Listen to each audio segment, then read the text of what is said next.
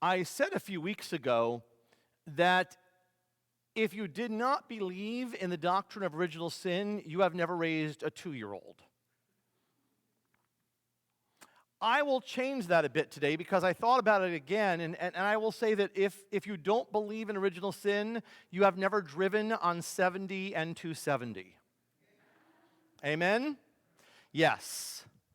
Some of the most selfish people I've ever seen take 70 and 2. I don't know if it's just that selfish people take 70 or 270, but something happens when you get on those roads that you become selfish people. I'm not sure which it is. But there'll be someone driving along and driving at an inordinate speed, and someone else driving along coming on the ramp at too fast a speed, and you know they're not going to let one another in the same lane at the same time without it being disastrous. And it's almost a game of chicken, because one will not let the other in until either there's a mess for all of us, or at the very last minute someone acquiesces, and that acquiescence usually comes with a horn blow and a "you're number one," which is not really what they're saying with that finger, but you get the idea. James and John sort of had that if you don't believe in original sin, you never met James and John. It's that selfishness. I'm thinking about me right now, and I'm going to make this moment about me right now. That was James and John. Okay, Jesus, what you don't know is that in the reading before, which we did not read in the lectionary this year, Jesus has just predicted his death. He has just said, this is what's going to happen to me. This was what's going to be going through the Son of Man's experience in the coming days and weeks and months. And James and John respond, imagine if your best friend just told you, I'm dying. And your first response is, can I have your house?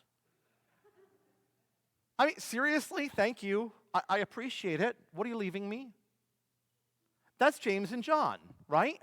He has just told them what's happening, and the first thing they say is, Jesus, we want you to give us whatever we ask of you. Number one, wow, what a question. Then Jesus says, well, what is it that you want from me? We want to sit at your right hand and your left hand when you're in your glory. He said, you don't know what you're asking. Have you ever heard that phrase, be careful what you ask for, you're going to get it? They got it. Can you drink the cup with which I drink? Can you be baptized with the baptism with which I'm going to be baptized, a.k.a. death? Are you willing to go through what I'm going through? Because if so, then you'll share my glory. Yes, we will. And he said, you're right. You will. Both James and John were martyred for their faith. They knew exactly what Jesus had been through. They wanted his glory, and be careful what you ask for. They wanted greatness, and Jesus told them, don't worry about making yourself great. Worry about making yourself good.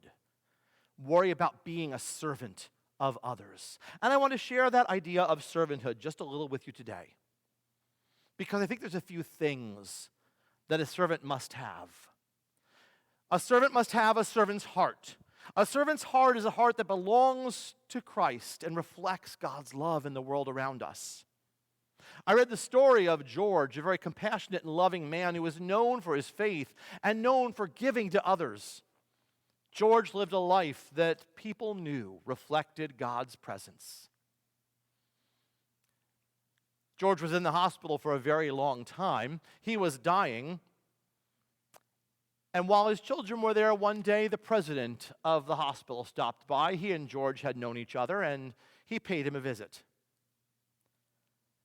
Now, while the president left, the janitor came in to clean the room, and George greeted him and took time to speak with him as well. And his daughter said, Dad, I'm amazed. You've always been such a kind person to everyone. That's a gift you're giving me in my life. Do you realize you just greeted the janitor the same way you greeted the president of this entire institution? He said, girl, let me tell you, if both the janitor and the president take a vacation for 3 weeks, which one do you think I'm going to miss more? A servant's heart recognizes that there is no distinction between people. A servant's mind is another thing we need that teaches us how we think about ourselves and about others. Robert Greenleaf, I read about, was born in 1904 and considered the grandfather of a new paradigm of thinking. In 1970, he wrote a pamphlet in which he coined the term servant leader. He died in 1990, but he continues to teach us. His tombstone reads, and I looked it up, I Googled it, it is true. His tombstone says this: potentially a very good plumber, ruined by a sophisticated education.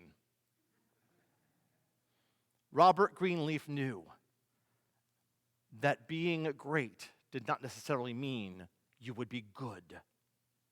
He knew that a servant's mind meant that God valued every person and that there were very few jobs in this world that could not be done to God's glory. A servant's eyes. George Burns wrote a book called Dr. George Burns' Prescription for Happiness. Buy 2 books and call me in the morning. In this, he writes, if you were to go around asking people what would make them happier, you'd get answers like a new car, a bigger house, a raise in pay, winning the lottery, a facelift, more kids, less kids, a new restaurant to go to.